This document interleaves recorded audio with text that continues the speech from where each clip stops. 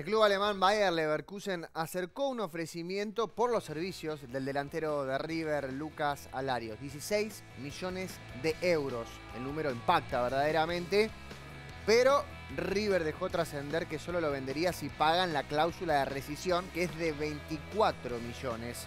El delantero de River confió que le interesa la oferta y que comenzará una negociación. Recordemos que ya hubo un ofrecimiento hace un tiempo atrás de parte del fútbol chino por el delantero y decidió quedarse.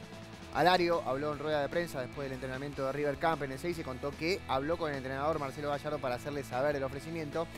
Pero si les parece vamos a repasar algunos de los diarios alemanes en el día de hoy. Fíjate, ahí va.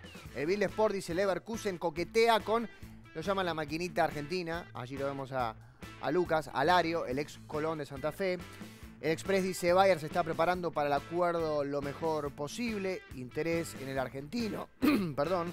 El Kicker, también estamos allí. Bayer intenta por Alario, habla de la cifra de los 16 millones que recién hacía referencia. Y vamos a RP, que tal vez es un poco más contundente en cuanto a lo que yo les decía recién, que dice que afirma que River rechaza esta oferta del Bayer por Alario.